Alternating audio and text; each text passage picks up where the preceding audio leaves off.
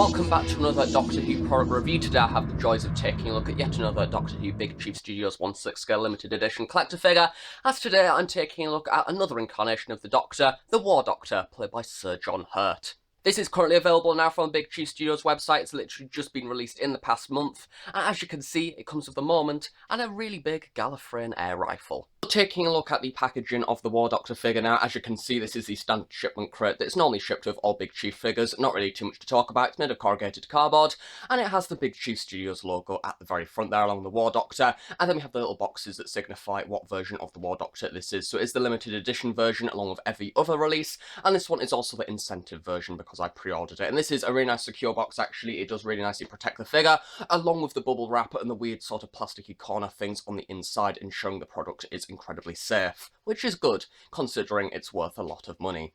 That this box is completely different to all the others, which I think is a really nice style choice. I think considering the War Doctor is an incredibly unique version of the Doctor, it's really nice to have a box that is stylised completely to his character. So this time round we've gone incredibly Gallifreyan. So at the very top we've got limited edition 1/6 scale collector figure, along with a rather nice BBC and Doctor Who logo in kind of like a metallic-y kind of format. And then we have a lot of Gallifreyan text in the corners there, looking very rustic and very orange, along sort of some sparks and flames, probably coming from some destroyed Daleks in the Time War or something like that. Then of course at the very bottom we get the War Doctor, rather nicely printed. Taking a look at the sides of the box now, the niceness continues as you have a rather nice profile image of John Hurt, along with the Doctor Who logo nicely printed once again. And taking a look at the opposite side once again, we get another rather nice image of John Hurt, incredibly high quality once again. Much like all the previous Doctor Who figures, this part of the box is in fact a magnetic background which does nicely slide off. Now as you can see, we do have a nice backdrop of the barn as seen in the Day of the Doctor. Backdrop is in fact a really nice high quality photo. However, I do know that a few people may be a little bit unhappy with this choice, because normally with the incarnations of the Doctor, we do get the interiors of their TARDIS. However, with the War Doctor being a slightly different incarnation of the Doctor, I think it is nice to go with something slightly different and take a look at one of the most iconic scenes from his incarnation. And once again, it continues that rather Time War rustic sort of destroyed, battered feel. The inner box once again continues that rather nice Gallifreyan unique style. So at the very top we get limited edition 1/6 scale collector figure, and this is completely stylised to look like the moment. So as you can see around the sides you get this rather nice wooden texture along with some Gallifreyan prints, along the War Doctor nicely printed at the very bottom. And it is really nice to see that this is in fact got a little bit of a shimmer in there, sort of almost a gold dust effect, which is really nice. And then as you can see in the front there we do get the figure rather nicely displayed. On the sides of the box we do get a few different images of the promotional pictures of this figure, along with what the set actually includes. So we have one screwdriver, one Gallifreyan laser rifle, and then a few of the other things listed. Once again, designed with the cogs, much like how the moment is. Opposite side of the box, once again, we get a continuation of promotional photos, along with a few shots from the Day of the Doctor, as well as a few more Gallifreyan themed pieces, along with the No More wall in the background there. At the top of the box, once again, we get the Doctor Who logo nicely printed, along with the War Doctor in a really nice shimmering text. And then at the very base of the box, this is where all of the company information is held, along with all the talented people that worked with this release, along with the company details from Big Chief, and what number this figure is, mine of which being 419 out of 1000 worldwide. The back of the box once again has a rather nice design, continuing that sort of moment style, along with the sort of desert backdrop there in the background along the barn and the War Doctor, with a little bit of information about the War Doctor based at the very bottom, along with the BBC and Big Chief logos. Much like any other Big Chief Studios Doctor Who figure, once again this continues exactly the same design layout. So we have the bigger tray here that contains the actual figure and some of the larger accessories as well as the hands, and then we get the thinner tray here which contains the base as well as the other accessory, and this is normally where the incentive items are held behind the tray as well. And once again, what is really nice to see is we have that continuation of the Gallifreyan text in the background as opposed to the diamond design, really keeping the box completely consistent throughout. The usual, on the inside you also get your standard Doctor Who instructional booklets as well, one of which for the Gallifreyan display base, which just says about how to put in the batteries and things like that, not really too much to talk about there. We also get the rather nice Doctor Who certificate of authenticity, so as you can see once again with some Gallifreyan cogs in the background, a rather nice image of the War Doctor at the very front, and then we also have a little bit of information about Big Chief Studios on the back there, along with a rather nice signature, and the BBC and Doctor Who logo. It would be really nice to in fact have on this sort of a handwritten thing that says, say, 419 out of 1000, much like some other limited edition figures there that is actually handwritten onto the card, just to make it feel a little bit more personal. But yeah, I do quite like that. It's nice to sort of display it alongside the actual figure. So starting off at the bottom of the War Doctor costume. Now, his Doctor's costume is very different to many of the others because it's not exactly stylish in any way. It's not really too iconic either. Instead, it's just for convenience. It's very grungy, very dark, uses lots of different shades of brown because this Doctor is a battle Doctor and he needs to sort of be prepared to fight. So this is very different. It's not got, say, the iconic tassels of the first Doctor one or the style of the 12th Doctor coat, or it's not skin tight much like the 10th Doctor one. Instead, it's just baggy, dirty and grungy, and I do really like the way that this has been represented on the figure. So starting off at the bottom, we do get this really nice set of gaiters, which is in fact a very good example of the improved stitching on these big chief figures. It's really nice stitching around the sides there, as well as a few going up the middle as well, much like how gaiters would actually have. Then we also have these small little studs there, which I do believe in real life this will be where the laces would wrap around to actually tie the gaiters to the leg. Instead, we just have the sheet of Velcro that has in fact been rather well hidden underneath the actual material, which is nice to see. And then of course at the very bottom we do also get the buckle. This has been made out of plastic, and we just have this small piece of material that actually runs under the shoe, then over to the opposite side of the gaiters. There is a very nice piece. This is in fact removable and is a really good example of how much they're actually improving their designs to make them look a lot more tighter and sort of a lot less doll-like. This is of course exactly the same for the opposite side as well, just with a buckle on the other side. Simply removing the gaiter now and sliding up the leg gives us a little bit of a better look at the shoe. As you can see, this is once again be rather nicely sculpted. It's your average big chief's shoe, so it has been made out of sort of like a plasticky that is a little bit flexible, and we don't really have too much detailing on this. Generally it has been sculpted quite nicely with a bit of creasing in there to show where the material has sort of weathered over time. We also have the laces that have been rather nicely stitched on, and then at the very bottom we do also have the treads of the shoe as well, as you can see, with a little bit of detailing on there of weathering and scratches where they've sort of been worn over time. Then the same on the opposite side as well, a bit of creasing here and there. However, there isn't really too much paint apps. If anything, it would be nice to maybe have a little bit of a highlight on the lace or something like that if he had coloured laces. I don't particularly know, but that said, when the gaiter is actually put over the top, as you can see here, we don't really have too much of the shoe showing. If anything, we just have this tread at the very bottom that is kind of sticking out, making it look obvious that that is of course the shoe there. So it is nice to see that that bit has been done. I guess the rest of it is sort of easy just to hide. Moving up the leg now to take a look at the trousers. Once again, there isn't really too much going on. We do have a slightly different shade of brown this time round,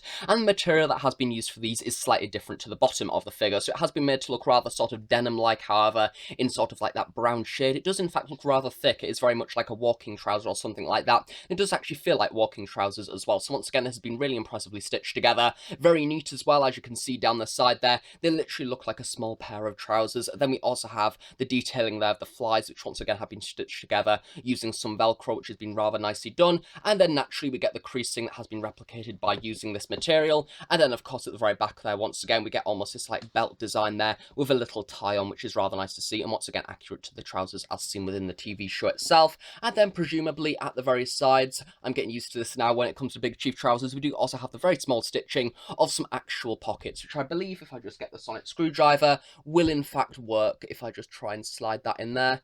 There we go, we've got actual working trousers. Jacket now, we have a little bit of a similar situation to that of the 9th Doctor figure, so if you have that one, you very much kind of know what to expect. So it is very impressive. It looks very much once again like the material as seen on the actual TV show costume, and we have lots and lots of different bits of stitching on this. So as you can see around the sides here, we have a combination of pockets which once again do actually work, and just the way that this actually sits on the body makes it look like the actual material of an actual real coat. So we do have many natural creases in there.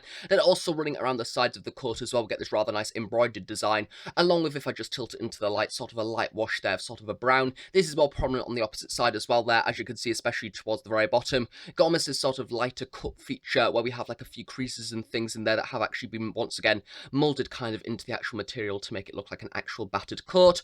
On the side of this, once again, a little bit more stitches, a little bit more pockets, and then we get the addition of the buttons as well, which have been stitched on rather well or glued on. Then this also continues towards the top as well, and then we also get the collar of the coat, which once again, I'm rather impressed with this. I think it does look rather big. However, once again, much like the 9th Doctor and really any of the other big chief figures, it does look rather puffy. I think it is probably a little bit more bigger than it should be, but that said, it can't really be helped for the scale. It just sits on the body quite snugly, so that's quite nice. And then taking a look at the back, we just have the rest of the collar of the coat nicely bent round. Back of the jacket now, once again, exactly the same effect where you have those lighter patterns in there, making it look weathered. And the actual material that it's made from is very much making it look like the leather as seen in the TV show itself. And it is quite nice to see see that this is in fact rather baggy, because unlike the Ninth Doctor coat, this one is actually meant to be kind of baggy in certain areas, especially around the back and sort of the lower sections of the coat, because the actual one in the TV show, once again, was rather baggy in certain areas. To have this little triangle of material as well. Now, this is a storm collar. It has actually been buttoned onto the very side of the coat. Now, I do believe in real life, this is meant to kind of bend around the front here, and it kind of protects him from the rain or something like that, but due to this being a smaller scale figure, you can't really expect that to actually move around, because as you can see on the opposite side there isn't really an actual option, I don't believe, to actually tie it on. Or in fact, no, I am wrong. There is a button there that you can actually probably attempt to bend that over and actually fasten it on, which I'm not going to do that because it probably will be awkward to get back off again. But it is nice to see, because I wasn't aware that that was on the actual costume, but of course the fact that Big Chief have actually included it is a really nice small little detail. Arms, once again, not really too much to talk about, just exactly the same plather effect. However, at the very bottom we do get the rather nice and impressive stitching of the cuffs of the jacket. Inside do have a little bit of a continuation of that leather design, however, much like the Ninth Doctor figure, do have some rather nice cream lining there, along with the addition of 2 pockets on either side as well, which once again do in fact work.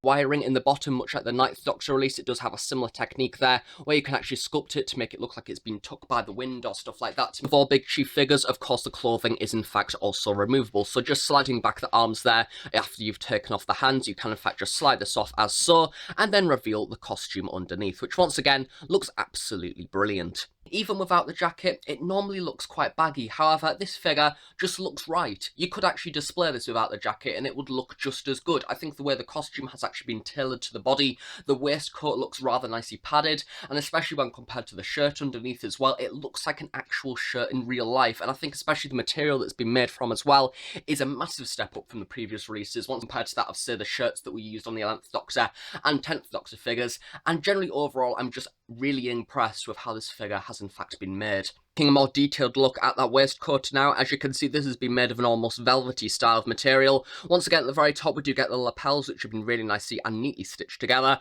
and then we also get a really nice arrangement of gold buttons. Now once again, if you actually lose any of these, there is a few replacements in a little bag along with some spare joints as well, and there is also the really nice addition of this almost fob chain in there as well that has actually been buckled to the waistcoat itself. And I do believe that much like the 11th Doctor, these actually are just simply slotted into the actual pockets themselves. I'm not going to check because they are an absolute pain in the arse to get back in, but it's currently actually staying in the figure very well. So if this is in fact just wedged in, they have in fact once again improved from the 11th Doctor release, because those do tend to fall out quite a lot. And so far, of me actually owning this has never fell out yet, so that's good. Once again, at the sides of the waistcoat, we do get the addition of 2 pockets in there as well, which are once again real. Taking a look at the back of the waistcoat, we once again have a rather nice and shiny design. Once again, I would love a waistcoat that actually had this colour in real life, to be honest. It is almost like a yellowy, creamy colour, really impressively done, very neatly done as well. And we also have the addition of some sort of almost a lace design in there as well, with that buckle feature, once again returning much like on the actual gaiters that I was taking a look at earlier.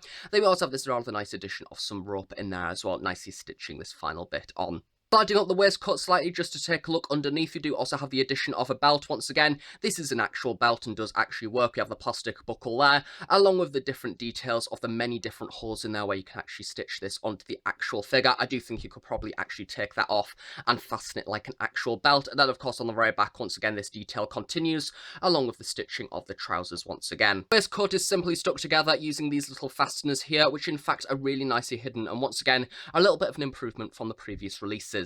Our Doctor's shirt has been detailed with sort of a light brown and burgundy green pattern, which have been really nicely replicated, and once again some really impressive stitching on this figure with the addition of the buttons there at the very bottom, along with this gap where the actual shirt is stitched together. And once again, this sort of feels like a hanky material, and some of which I've never seen on Big Chief figures to date, so I really hope that this material actually stays for the future, because it actually sits on the figure really nicely. To finish this off, we also get the addition of the sash that was picked up in the Night of the Doctor. Once again, this has been really nicely replicated with this rather nice stitched pattern on, along with these sort of more square bits of material, and then we have this ridged section underneath, and this continues onto the back as well with a little bit of weathering nicely applied, and then with the actual stitching of the buckles, once again with an actual metal buckle holding it all together at the very back, making it look like an actual sash once more. This is in fact once again removable, however, due to it sitting on the body quite nicely, I'm not going to bother removing it, to be honest. I'm just going to keep it on, and you can look at it like that. However, I think if you did in fact try, you could probably just slide up the arm and then pull it off as so, but hey, I can't be bothered to do that.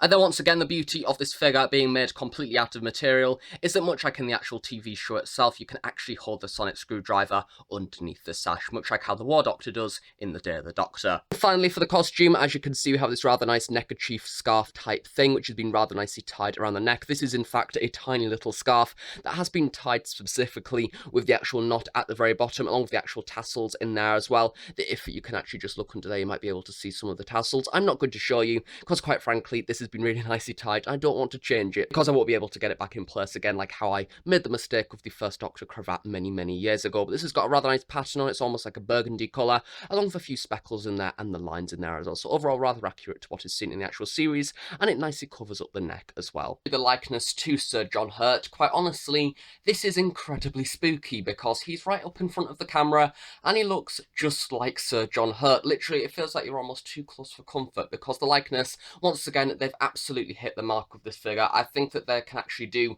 the older males incredibly well, or at least it's a pattern so far that we've had the first Doctor that is probably one of the best sculpts to date, if not the best in my opinion. And the 12th Doctor one is also very good. I think that sometimes they do tend to fall with sort of the younger male characters. However, at the same time, everybody that they've released so far actually looks like the person that they're meant to be. And this figure, once again, has had improved paint apps, so we do have many different techniques that have been used on this face to really capture the different imperfections within the face, the aging, and also all the different individual strands of hair as well. So as you can see, just taking a little bit of a rotation of the head now. Firstly, starting off with the beard, that's been rather nicely done. As you can see, we've almost got like a lighter pink highlight in there, along with the grey flecks and sort of white flecks added over the top to really give it sort of that bushy effect, even though it's only been sculpted on. The lips are also very realistic. As you can see, we have sort of that almost pink rose effect on there that's been made to look rather glossy and almost damp. They're the same thing that's been applied to the eyes as well, making them look almost rather glazed over and shiny and very natural, much like sort of actual eyes in real life. And we have some great detail in there as well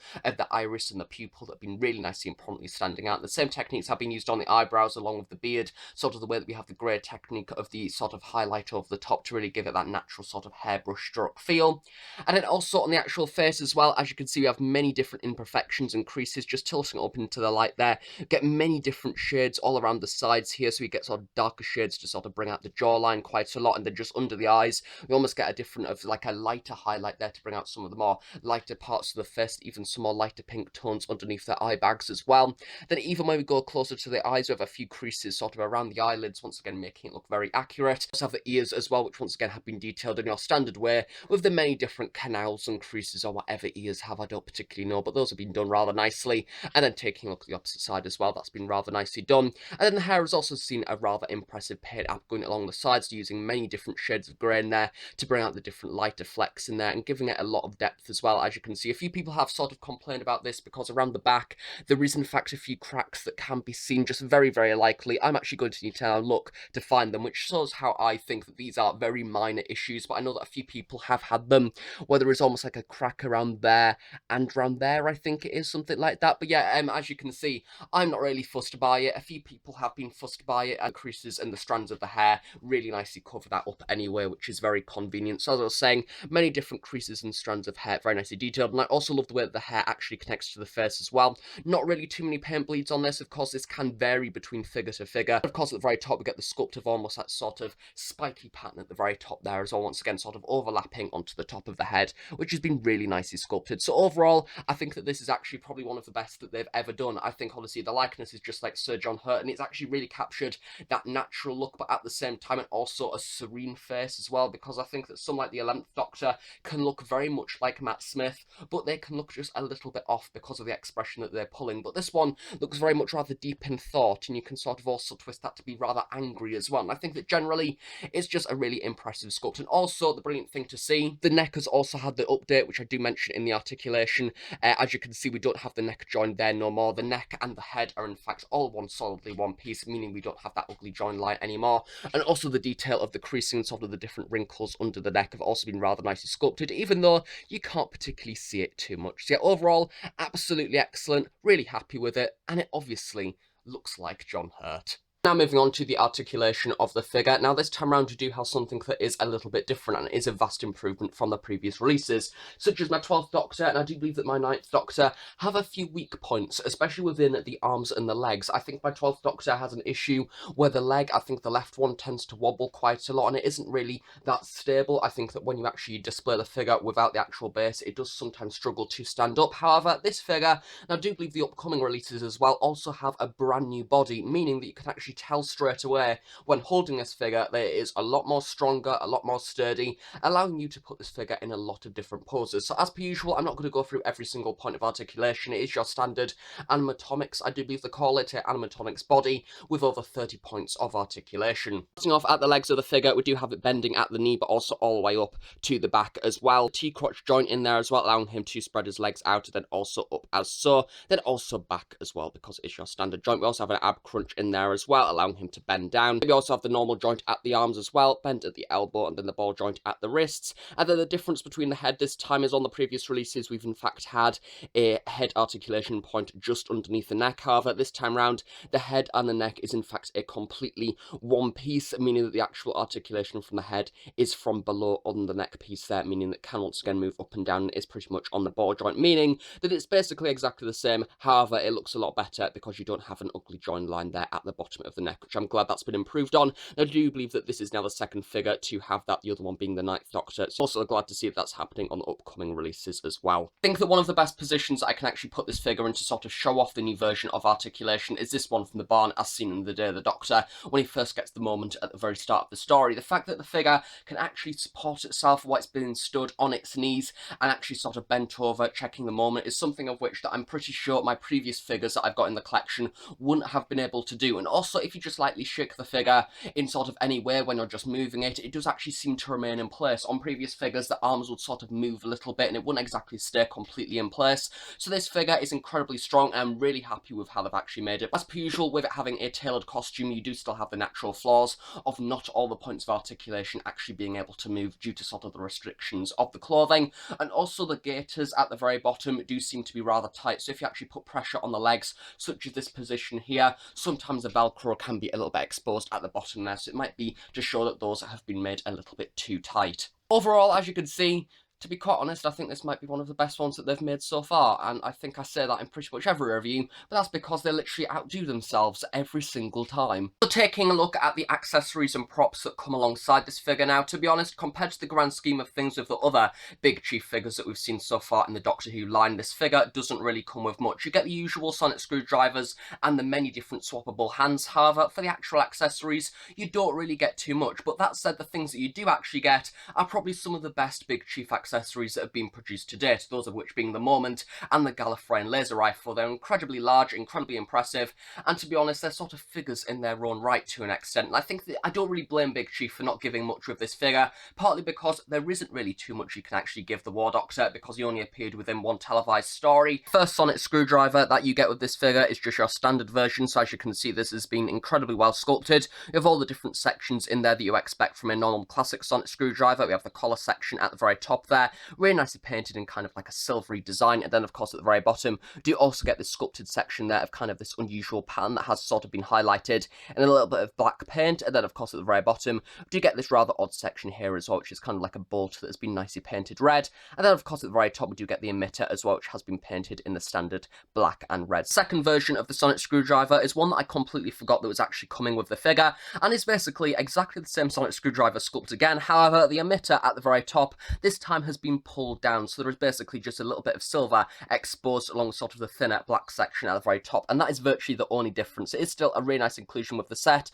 so you can now do a little bit of stop motion with the Doctor actually using his sonic screwdriver, and other than that, it is pretty much exactly the same, still with the really impressive details. Also, in true Big Chief style, we'll also get a plethora of different designed hands. Once again, these have been made nicely flexible, so they can really easily hold the actual props that come with the action figure, and also it aids the posability incredibly nicely. There's also the little little sack, once again, of screw things that come with this figure. So once again, these are for where the arms go and sort of pop it in and out. So if any of these snap on your figure, which to date, none of mine actually have. So all of these have actually stayed within their bag, and because I've not needed to replace any of them. So those are nicely in there. It's good that they've actually offered replacements. And then there's also, if you actually look a little bit carefully there, a few different buttons and things, a few silver ones, a few black ones. Costume itself, in case you miss any of those, you can put them back on rather carefully. So that is nice. I'm glad that they've included those. Closer look at the hands now. I'm just going to use these standard open palm ones to kind of show you the overall detail of all of them, because they all are pretty much exactly the same, just with the different poses in there, because they are, of course, all John Hurt's hands. So pretty much some really impressive detail on these, actually, for sort of the scale of them. As you can see, we get the different flecks in there, sort of representing the different imperfections in the skin and the different sort of shades in there as well. It's really impressive bone structure that has been really nicely sculpted there, especially along this part of the hand. And then even on the sort of front bit here, it's a little bit less crinkly, but we do still get a few nice details in there of the different veins and things. We get the screw piece that actually fits into the joint of the action figure, and much like every other Big Chief hand, once again, it is really nice to see that they've returned back to the more flexible hand, because the Christopher Eccleston Doctor that we had previously, in fact, had some rather sort of strong hands, and they didn't really move too much whatsoever, and I know that quite a lot of people did complain about that. That was, in fact, an issue with factory, and they weren't meant to be that strong, so yeah, it's nice to see that they've returned to a more flexible hand, because it's a lot easier now, once again, for the product to actually hold the different props and accessories. That's basically it for the hands, to be honest. A really nice range. So firstly, we do have the open palm positioned ones, and secondly, we get more closed fist ones that have all been sculpted together, so you can't really hold anything for those. Those are just mainly for poses. Then you get the two mildly open hand position ones, mainly for the sonic screwdriver holding, really. So as you can see, we get a few different fingers nicely separated there. You could probably use that one to hold the Gallifreyan laser rifle, and then this one is a little bit more closed. And then finally, we get two pairs of, once again, sort of mediocre, just open hands there, with a few of the fingers nicely curled around, and you can hold whatever you want with those. Going on to possibly the best accessory to ever feature in one of my reviews ever, it is the moment, and this is incredibly well detailed. We have many different sections on this. To be honest, every single accessory that I've seen of the moment so far, in every different form, including the 5-inch figure version, has been incredibly impressive, and I did expect a lot from the Big Chief version, and they definitely delivered on that. So as you can see, I have many different details on this. Starting off at the side here, we get this different depth and sort of cog section there with the different paint apps of silver and bronze and gold, really nicely sort of 3D printed. This was actually seep out of the design as well, along with a few sort of ticking pieces coming around the side there, really nicely done. We also get this wooden texture around the side as well, on sort of the frame sections, or the silver sections here, kind of like bolting it all together, and the different Gallifreyan text has been really nicely detailed on there, actually engraved within the actual plastic. This side, as you can see, we get the other section of sort of the bronze cogs, so we have many different details on there once again, and I absolutely love the detail of this. Actually turning it onto the side there, as you can see, the cogs are actually raised above, has actually been painted silver. And taking a look at the top bit, I think that this is my final and third sort of favourite section. I think I like all three of these quite a lot. I have once again many different cogs and things that have been really nicely detailed there, two of which that have been once again raised from the actual plastic itself, really nicely creating this 3D design. Less interesting sides there, one of the base ones is just sort of this more lighter bronze painted one with some silver circular sections in there. Then we have the other base section, which is kind of like the circuit board type design, along with a little bit of a lighter bronze paint app with some sort of silvery designs in there as well.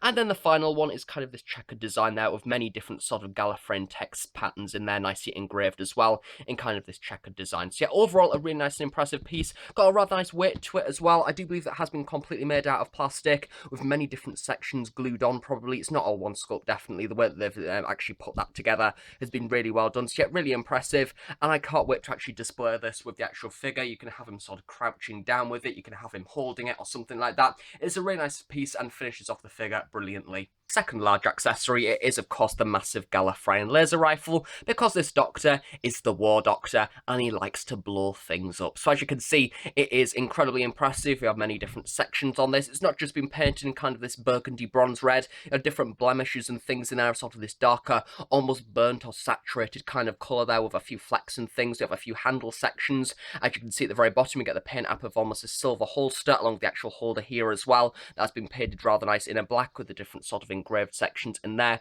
which due to the different poses of hands, you can really nicely get the figure to hold this really well, making it look like the actual prop from the TV show. Then of course at the very top we get almost like this turret section type thing with a few different flecks and things coming off there along with this little panel. Get this rather nice barrel section at the very front there, painted in a bronze, which is actually within the centre of the casing itself. That's been once again detailed with many different rings and things on there. And then we get the very end of the gun itself with a few different sort of vent sections on, as well as the big massive spike where it can blurt out of sort of the fire or whatever it does, the projectile thing that actually projects no more into the wall. So yeah, a rather nice impressive piece, and when you can actually display this with the figure, it does make it look incredibly impressive. And as this is the only Doctor to really properly hold a gun, I think it's a really nice opportunity to actually display this with the figure. And of course, the most important accessory of them all that is incredibly impressive, you have a bag of silicone gel, which I actually googled what this is all about because it comes with a lot of different products, and it turns out it's something to kind of like dry up moisture in the box or something like that. You're not meant to eat it. Not that you'd want to eat it, to be honest, but you know, that's a thing you learn about every day, and that comes with it, so that's very good. Per usual, the figure does of course come with your standard Doctor Who Big Chief base. Now I must admit, I'm not much of a fan of these bases, especially after seeing the James Bond line ones, that to be honest, I absolutely adore. They have a little plaque on and everything, and it lights up with like these proper little displayable lights on, and it looks very, very snazzy. Compared to this one, yes, it does look nice. I love the hexagonal pattern. I think it looks very much quite Doctor Who-y, especially like a blue TARDIS-y colour, but I just think that it could be a little bit more secure. The actual thing is made of plastic, as you can see. We've just got the blue around the side, then as per usual, we get the reflective piece in the middle there. Hello camera. And yeah, this is just your standard light up piece, which I'll come on to in a sec. And then we have the tripod bit at the back. Once again, as per usual, this does extend to sort of accommodate the figure and its height. So John Hurt is a little bit bigger than your average male, so you do need to sort of slide that up a little bit in an unflattering way, then sort of keep him in there, as you can see. And I must admit, it does actually keep the figure quite secure there. However, I just wish it was a little bit more snazzy. You know, I want those little light things in, and I want that nice little name card. Transferring over into darkness now, due to the War Doctor not actually having a numerical number technically. This time around, when we turn on the base, we just have the Doctor Who and BBC logo nicely lit up. Once again, much like the other Gallifreyan insignia that we've had in the past, it's not necessarily a light, it's just a nice little novelty thing. I don't really tend to have mine lit up, to be honest. It just tends to be a thing that I show off in this review, and that is pretty much it. But yeah, that's nice. It's also exactly the same for the upcoming Rose figure and the Clara one as well, and I guess it will be the same for every other Doctor Who figure in the line that isn't an actual Doctor, so that is a nice little feature. Of course, just for a bit of fun, here is the War Doctor alongside the other incarnations of the Doctor in my collection. And as you can see, they all look absolutely brilliant together, and I can't wait to add more incarnations of the Doctor to my collection in the future, especially from the classic era. And more excitingly, the next time that I review a new series Doctor, it will in fact be the Jodie Whittaker Big Chief figure, so that will be very exciting. And I can't wait for that whenever that happens at some point in the future. So even though this is not his version of TARDIS, here's the War Doctor alongside the Big Chief Studios 1/6 scale TARDIS diorama. Just to finish off this figure, we do get a really nice addition of 4 art cards, all of which made by Alice X Zhang. Now, I do believe that these have been included because of